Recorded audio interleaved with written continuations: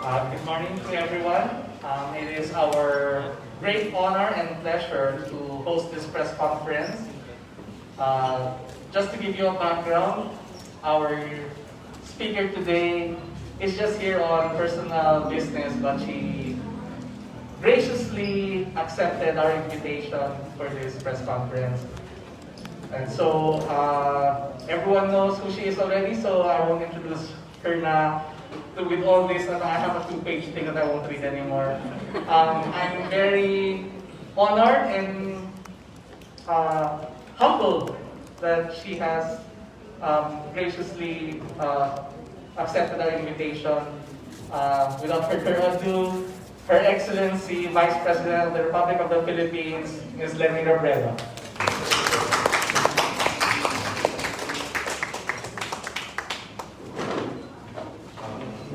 Gaya po nung napag-usapan natin kanina, no? may tatlong multi-sectoral questions that hindi na namin naitanong doon sa event na ginawa sa UC. At yun po yung unang tatlong tanong, ma'am, ang ating pong tatalakayin muna. At this point po, I would also like to remind everyone that we also have with us the representative of Senator Laila De Lima in the person of Attorney Dino De Leon, and she's here also to answer questions. So at this point, I would like to call on our the first person who's asked a question. She is a member, consumer owner, MCO of Beneco, at isang miyembro din po ng isang bayan. Magaling na po. Good morning, Vice President Robredo. Thank you for coming and bringing much needed happiness and hope to the North. So thank you and welcome.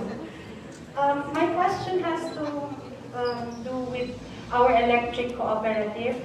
So we have seen a systematic attempt by the government to take over all electric cooperatives actually, like what they are doing to Beneco. What does the community need to do to prevent this? And what can the opposition say about the takeover? Kasi I have been closely following what happened and what is happening with Beneco. I think the member consumers of Beneco have done a truly remarkable job in protecting the rights of the consumer owners. Ito kasi ang pinaka-problema dito brings us to ano ba yung role that NEA should play? Ano yung role that NEA should play in so far as the electric cooperatives are concerned, and ano yung relationship o ano yung mga karapatan ng mga member consumers? Yung pinakaunang question, sino yung may karapatan maghalal? Sino yung may karapatan pala mag-appoint? Ang may karapatan mag-appoint, iba yung board. Ang may karapatan mag-appoint yung board, ano yung role ng NEA? Ang role niya lang is to make sure na yung mga tumatakbo ay na-screen nila na siya ay nag-fit sa mga qualifications.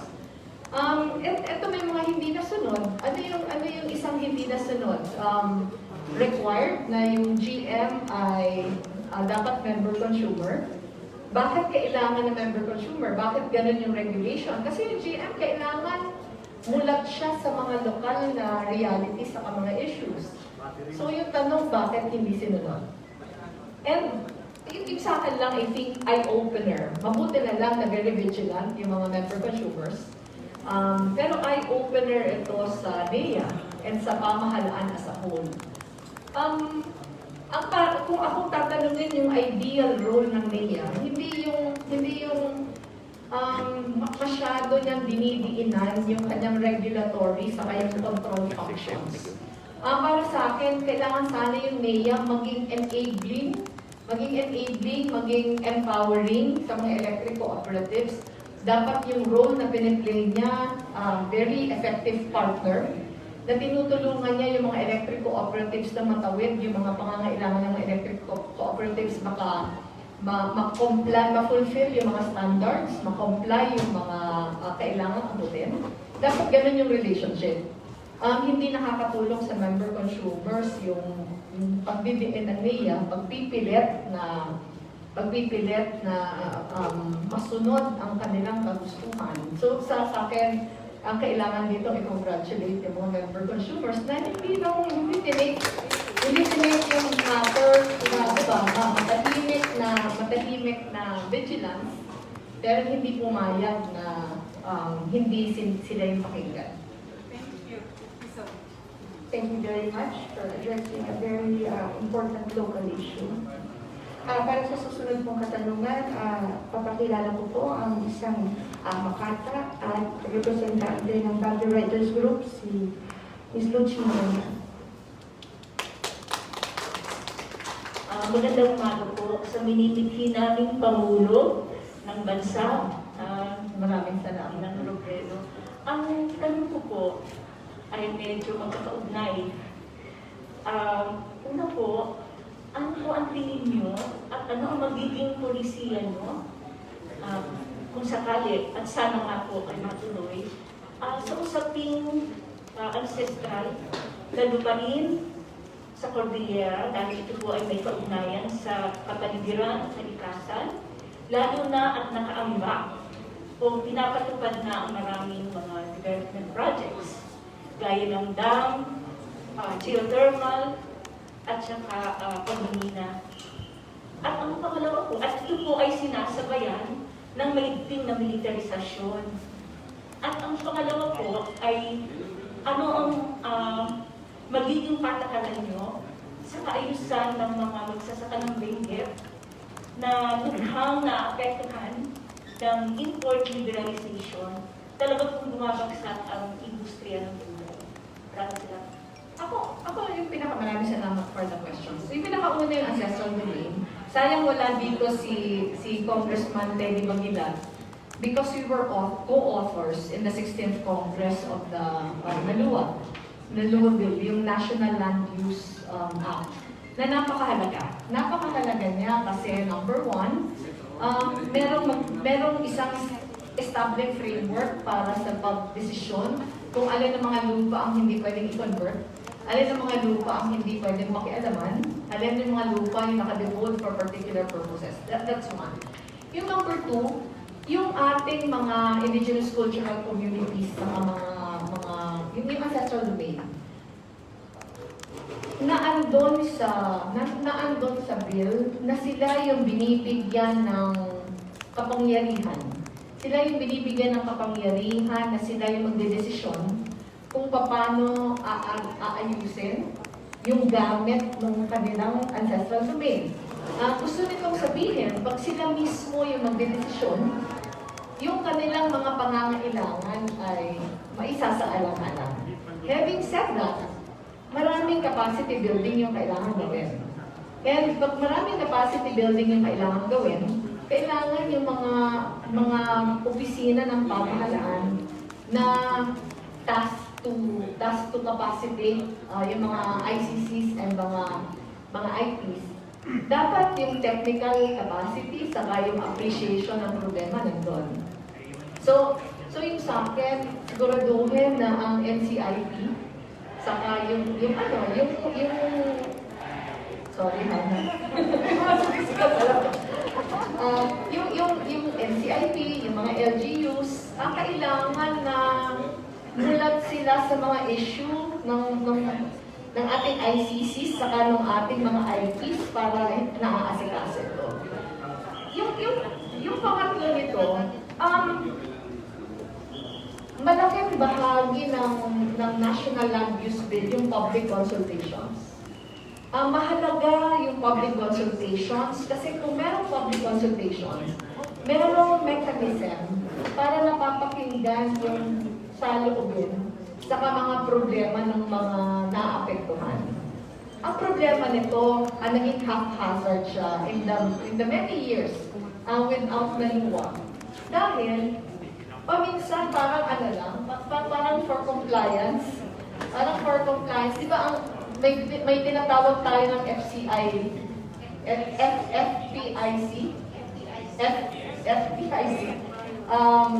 na kailangan yung consent ay buo, kailangan ay informed yung lahat na makakapektuhan.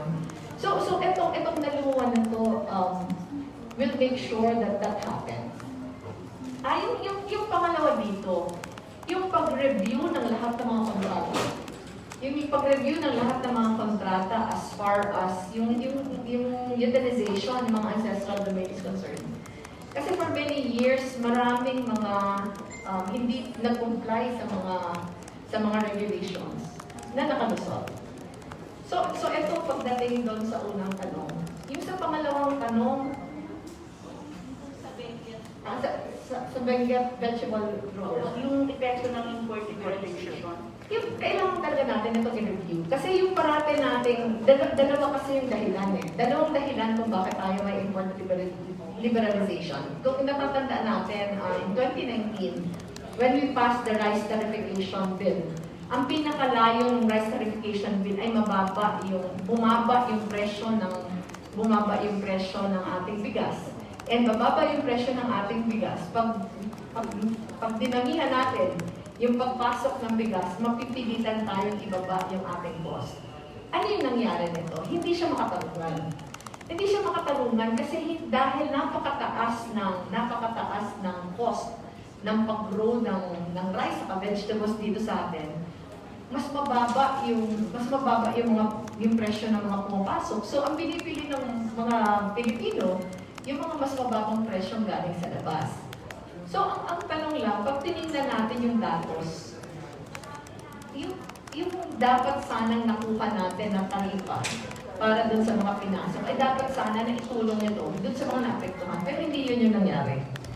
Number 2, sabi natin, kinakailangan natin itong gawin kasi meron tayong WTO na compliance, pero hindi pa buo yung pag-comply natin sa WTO.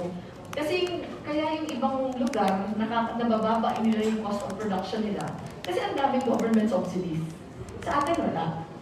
So yung government subsidies na binibigay dun sa mga farmers sa ibang lugar allows them to lower their cost of production and they are able to sell their vegetable produce or rice for that matter na mababa talaga yung presyo. So ano yung dapat gawin? Dapat maging policy natin na mag-i-import lang tayo kung kailangan. So, dapat yung importation is just to ensure food security. Pero hindi to compete with the local production. Pwede lang natin ganap na gagawin yun paghanda na yung mga magsasaka natin at natulungan na natin sila na maibaba yung cost of production. Paano sila matutulungan? Modernization. Yung giving them subsidies. Halimbawa, pag-construct ng mga infrastructure that will lower their production cost. So, habang wala pa yan, dapat nag-i-import lang tayo na ang basis food security. Maraming salamat. Maraming salamat po. Para sa susunod na magtatanong mula sa ating multi-sectoral group, Carlo Altomonte from SAVE 182 Movement. Magandang umaga po ulit.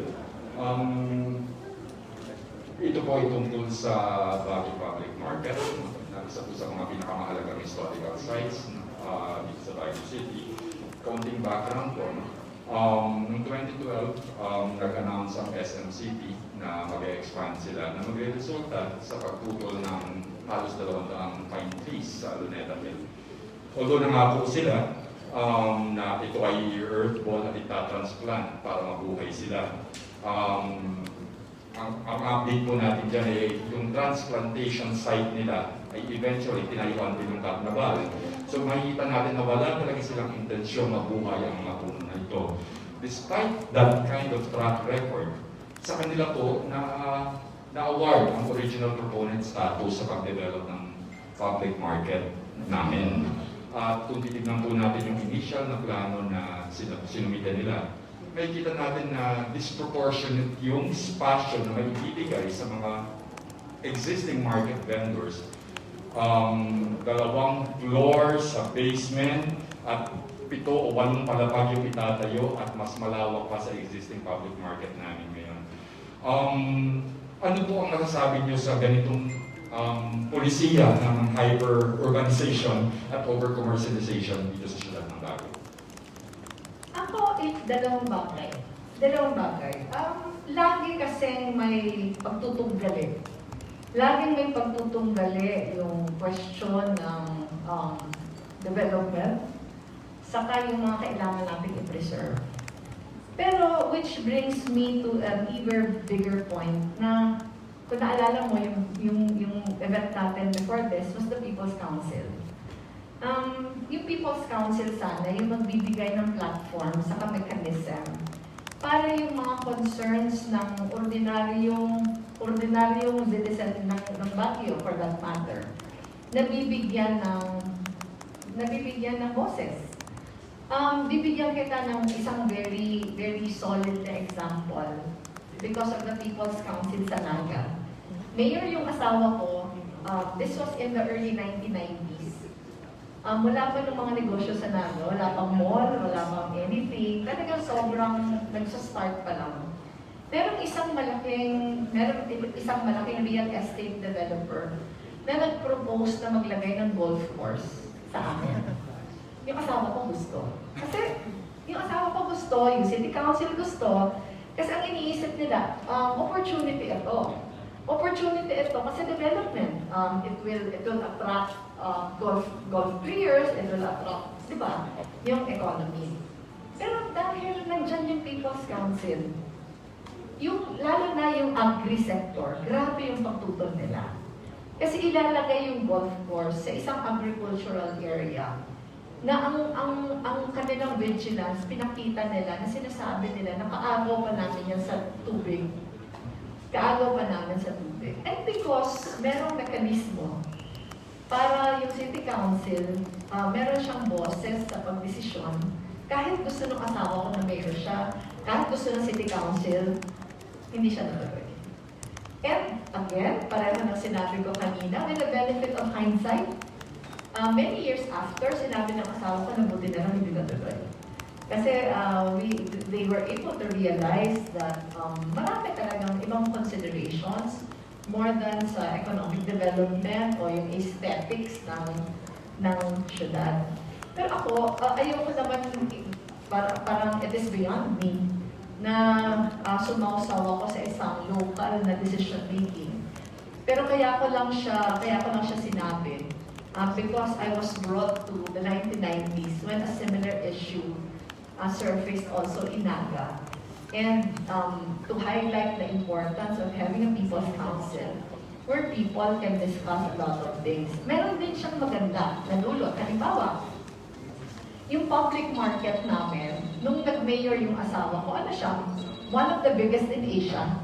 Pero run down, etc. Pero because of the People's Council, yung mga Market Vendors Association mismo ang nagsabi sa city, nadagdagan nyo na yung rent namin. Dagdagan nyo na yung rent namin kasi kaya naman namin. And kung mapapaganda nyo yung market, mas dadami din yung kita namin. So, and the reason why I'm highlighting this is, yung pagkakaroon talaga ng People's Council, nagkakaroon ng synergy. Nagkakaroon ng synergy na hindi naman all the time na nag-agree yung tao sa pamahalaan eh.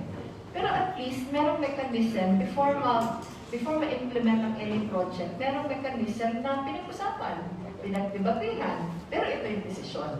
So ako, I would highly encourage na you keep pushing. I think, si Mayor Benji, I think he will be very open to having a People's Council also.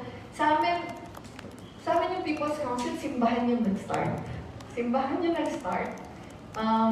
Binigyan lang ng space ng city, nagkaroon ng ordinance, and until now, it has played a very vital role in governance in the city. Maraming salamat. Salamat po sa mga tanong natin mula sa multi-sectoral. Ngayon po ay bubuksan ko na ang katanungan mula sa ating mga kasamahan sa media. Unahin po natin si Mara Cepeda from Robredo. Susunod po dito ay si Vincent Capresa from Inquirer Northern Luzon Bureau. Hi ma'am, good morning. Ma'am, I have to ask, in the 2016 elections, malaki po talaga yung lamang sa inyo dito ni Bongbong Marcos. And actually, your visit here in Baguio City is quite crucial because this is the first time that you're stepping into, a so-called solid north territory. Heading into the 2022 elections, ma'am, ano po ba yung babaguhin po natin, na gagawin po natin para po mas marami po kayong boto na makuha dito? At paano niyo po kumpinsihin ang paano niyo po kumpinsihin ang mga residente ng Baguio and the rest of Solid North to consider you and hopefully vote for you in 2022? Ako kasi malaking magkakaiba ng terrain ng 2016 sa 2022. In 2016, maraming advantages because I was part of the administration ticket. Pero what makes the 2022 election so different from all the previous elections is that I don't think this is going to be a conventional campaign. Going around the country, we have seen how people are so invested. Na yung mga tao are taking it upon themselves to really campaign for us. So, ang pakiramdam ko in the next 6 months, that is the kind of energy that we will expect. It's not the top to bottom kind of campaigning. Pero yung talaga, grassroots campaigning being fueled by volunteers. So sa akin, if the volunteers will be able to sustain this kind of movement, malaki yung pagkakataon na makaabot yung mensahe sa mga kababayan natin. Kasi ang problema sa conventional campaigning, parang meron na mga predisposed na mga linyahan. Ang kabutihan ngayon, yung mga volunteers are coming from many different parang affiliations, many different, parang political groupings from before, but are now working together for common aspiration. So sa akin, while it remains to be seen, I am very confident. I am very confident that number one, we will be able to sustain it, and number two, this is yung pag-traverse ng dating mga problema, magiging mas madali. One follow-up question. Regarding po kay meeting niyo po kanina with Mayor Magalong, we did have a chance interview with the mayor, and he said na completely aligned daw po kayong dalawa when it comes to, veering away from traditional politics because good governance goes beyond traditional politics. So, ma'am, kamusta po ba sa inyo yung reception sa inyo ni Mayor Magalong, and are you looking at the possibility of forming an alliance with the mayor for the 2022 campaign? And just to be clear, ma'am, he said wala pa raw, he didn't tell us kung sino in-endorse niyang kandidato, but he did give glowing praises for you. Ako sa totoo lang, we did not talk about my candidacy. Ang pinag-usapan talaga namin, yung pinanggalingan namin before we became politicians, pareho kami considerably bagong salpa sa politika. And totoo na very much aligned yung tinitingnan namin, na hindi sa amin importante yung kung anong partido pinanggalingan. As long as willing to work together, dun kami, pareho yung paniniwala namin na ang pinakamabuting kampanya ay mabuting pamamahala. Pinagkwentuhan namin yung experience niya in his first term, and the experiences also of my husband when he was still mayor of Naga, na hindi naging mahalagang bahagi ng kampanya ang pera. Kahit walang pera, ang ginamit lang talagang bala ay yung mabuting pamamahala. And I discussed with him how important the tenets of good governance is. Pagdating sa sarili kong mga hinahawakan na pwesto, and it's the same for him. Yung transparency, yung accountability, yung focus on the direction you want to take without looking so much kung sino ba yung kapartido ko at sino yung hindi. Thank you, ma'am. Salamat po. Wala pa pong nabubuong alyansa, pero nagkasundo sila magtrabaho para Together. sa kabubuti ng Baguio. Susunod po magtatanong Vincent Cabrera from Inquirer Northern Luzon Bureau. Good morning. Good morning. Yeah, I'm actually interested in what you see is developing sa pag-ikot niyo po sa countryside. We're at that point where we're supposed to be recovering the local economy still after the pandemic. Ano po nakikita niyo yung direction so far sa countryside? What are the bigger obstructions right now that you see? I'm also raising this because of many local governments seem to think that their magic bullet is the increased IRA next year because of the Mandanas ruling. I don't think it is. So, Ako sa totoo lang iba-iba.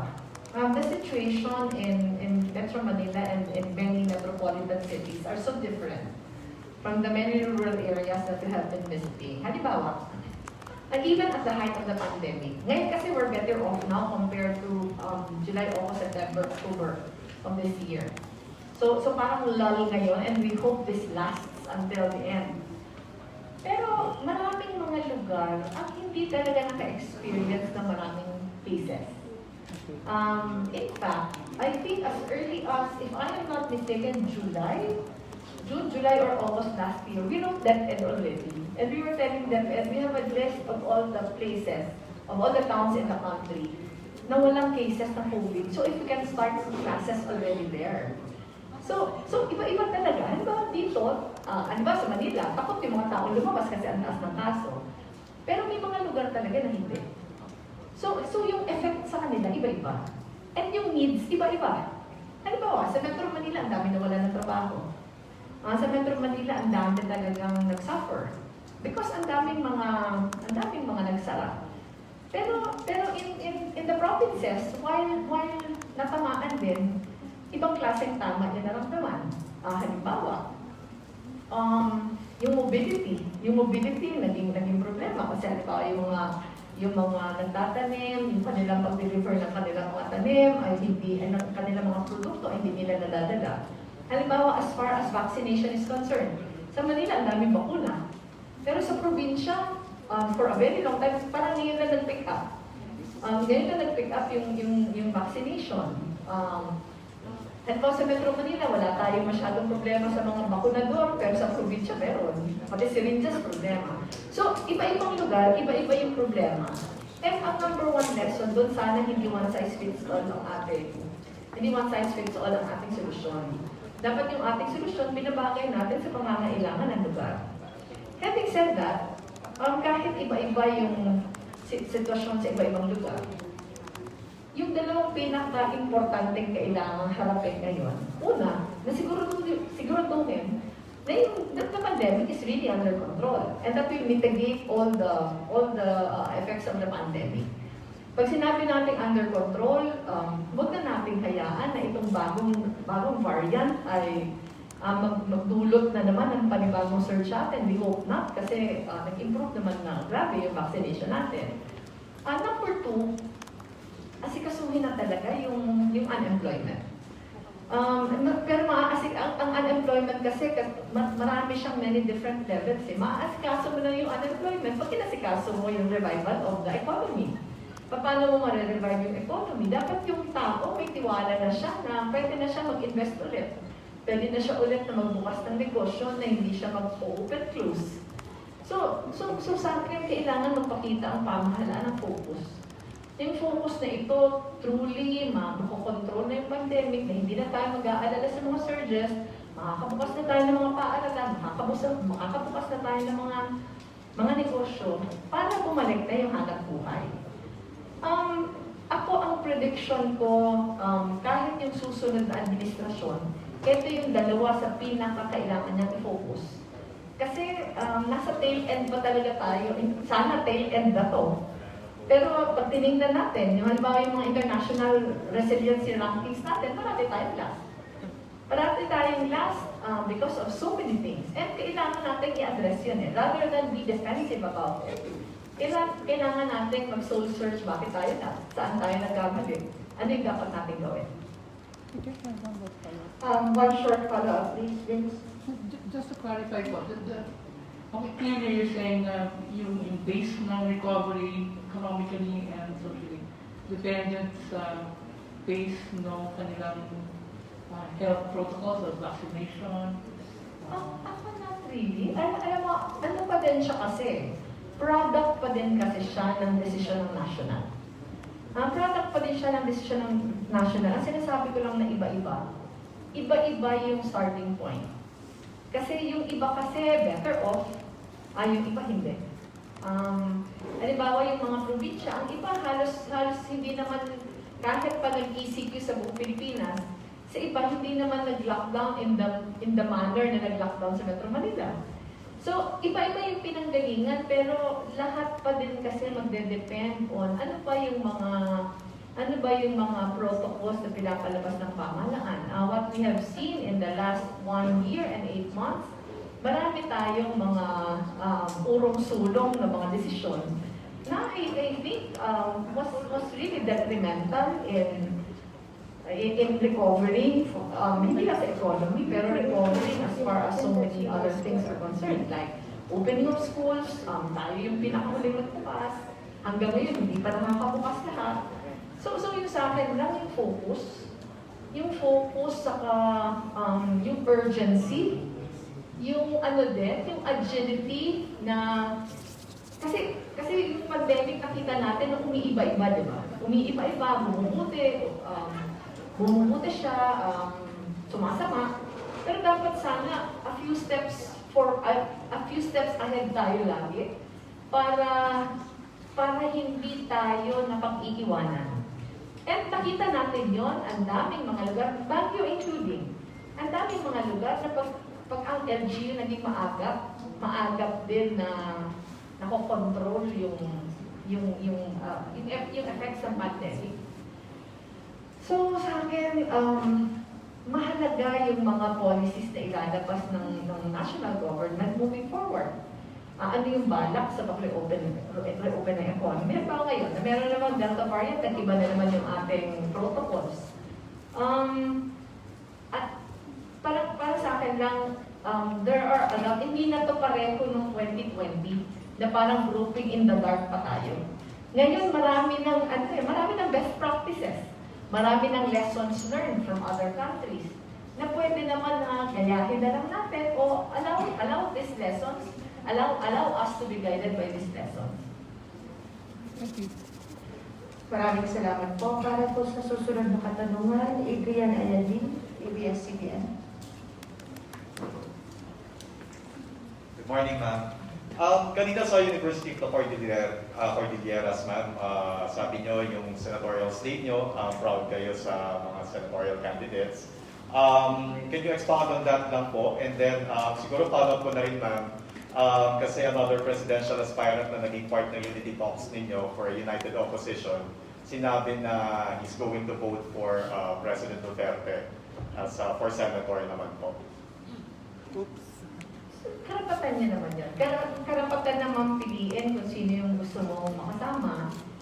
Pero yung choices naman, not just for the slate, pero yung choices naman natin lahat, laging reflection siya ng aspirations natin. Lagi siyang reflection ng values na pinapaniwalaan natin. And the reason why I said earlier na very proud ako of the kind of slate that we have is because pinag-isipan nito. Pinag-isipan na each one of them can contribute to the goal of having having a set of policies that are redound to the benefit of the Filipino people. Halimbawa, yung example ko kanina, si Congressman Teddy Baguio. Si Congressman Teddy Baguio, hindi lang IP yung kanyang sinusulong, pero environment. Halimbawa, Senator Lyra De Lima, kahit nasa kulungan, has been contributing in whatever way she can pagdating sa usapin ng justice. So yung sa akin, hindi lang naman yung popularity and winnability. Hindi popularity and winnability ang pinakamahalaga. Ang pinakamahalaga na kung-communicate mo yung gusto mong mangyari. Bakit ka nagkakandidato? Ano yung i-contribute mo sa susunod na administrasyon? Sinishare mo ba yung aspirations and ticket for the country? So sa akin, I cannot comment on the choices the other candidates make. Kasi karapatan naman nila yun eh. Pero sa akin lang, usually, at hindi naman usually, pero all the time, reflective naman yan sa values, saka sa common aspirations namin. Short follow-up lang. Ngayon, medyo half lang po ng senatorial slate yung nakikita namin. Sa mga susunod na araw, maasahan po bang mas marami or more kompleto? Actually, ngayon kasi hindi pa campaign season. Hindi pa campaign season and halos lahat na lakad namin, ang pinakasadya lang talaga is to thank the volunteers. And pag meron kaming lakad, ini-invite namin yung mga part of the state. Yung iba sumasama, yung iba may sariling lakad. Pero pagdating ng February 8, mas pareho na yung schedules namin. Kasi it's the actual campaign period already. Ngayon na hindi pa, kanya-kanya talaga ng lakad. Nagkakasama lang kami actually kung, itong mga pinupuntahan ko, lakad ko to, nakakasama ko lang sila pag in-invite namin sila na libre sila. Pero wala pang requirement na dapat magkakasama tayo. Thank you, ma'am. Maraming salamat po. At this point, gusto po sana nating makarinig ng maiting pahayag mula sa representante ng ating Senator Laila de Lima dahil nabanggit po ng ating VP na proud siya sa kanyang senatorial slate. And we'd like to ask for a short statement from Attorney Pino de Leon, who is representing Senator Laila de Lima. Hello. Okay. Magandang umaga po sa inyo lahat. Ako po si Dino de Leon, kapagsalita ni Senator Laila de Lima. Nais na po kayo makatungkalan ni Senator Laila de Lima sa mga oras na ito. Pero alam naman po natin na siya ay nakakulong. Pinakulong siya dahil sa pinaglaban niya ang karapatang pagtao, ang bawat isa sa atin. No? So sana hinihilang sa atin ni Senator Laila de Lima na huwag natin siyang kalimutan. Huwag natin siyang kalimutan yung pagdasal. Napaka-importante na kinukuha niya ang lakas sa bawat isa sa atin, sa bawat Pilipino, at sa dasal natin. No? Sabi nga nila nung unang-una, nung bago pag-volunteer na ako galing sa Senator Laila de Lima,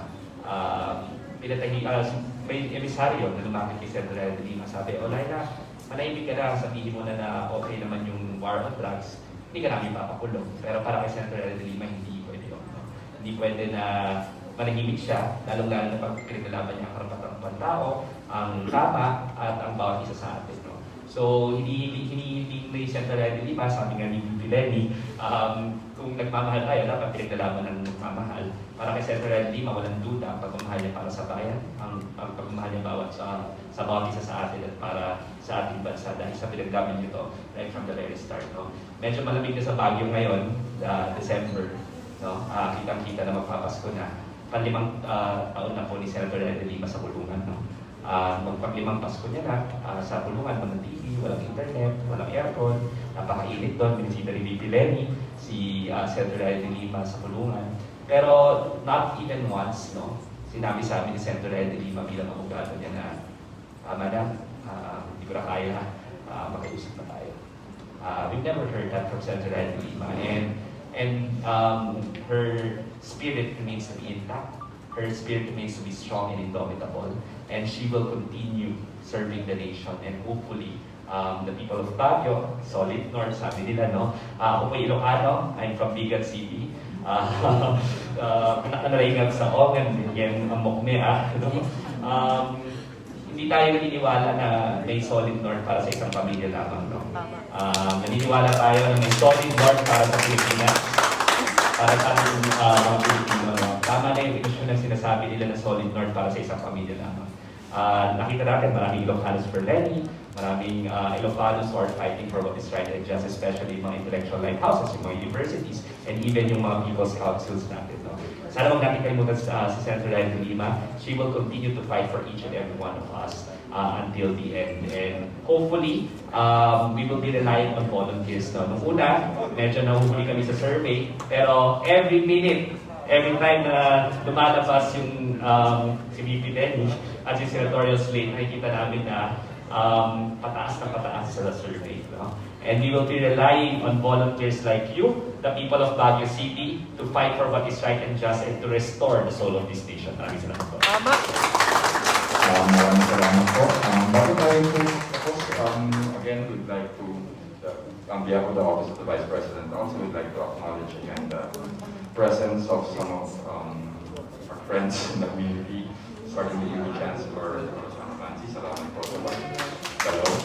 Former Congressman Robredo and again, thank you very much to the Bautista family for graciously hosting this morning's event. Sir Robredo Bautista, Divina Bautista, former President J.B. Bautista and family, at marami pang iba. At of course, ang ating Presidente, si Engineer Javi Bautista. Maraming salamat po ulit. And Madam. Si Ma'am Jen. Ngayon po, nagpapasalamat kami sa media na dumating. But before we close this, the Vice President would like to address the media and give her closing statements. Sa akin lang, again, thank you to President Javi and the entire Bautista family and the entire UB family for hosting us this morning. It has always been a pleasure to be here in Baguio. During my incumbency as Vice President, I've been here so many times. I've attended all the PMA graduations except during the pandemic. I was here in the many calamities that happened, typhoons, landslides, because we always did relief operations. During the pandemic, we sent a team here. We have been helping out with PPE sets, medical supplies, including the giving of gadgets to students, just to be able to help. Sabi ko, ngayon siguro yung kakaibang pagbisita. Ngayon yung kakaibang pagbisita because I'm here really on a for a personal reason. Two of my staff members at the Office of the Vice President are getting married tomorrow. And the groom is the son of Dr. Salvosa of UC, and he's a director at the Office of the Vice President. And he's marrying also one of our unit heads at the OBP. So sabi ko, pupunta ako dito, I will take the opportunity already. I will take the opportunity to thank the many volunteers. Ma'am Corazon Abansi of UP Baguio, the Chancellor of UP Baguio is also here. Saka special mention ko po, former Congressman Ronnie Cosalan. And Ma'am Cara, happy birthday po. We are so honored that you are spending your birthday with us. Thank you very much. My daughter Aika is also here. Siya yung aking security ngayon.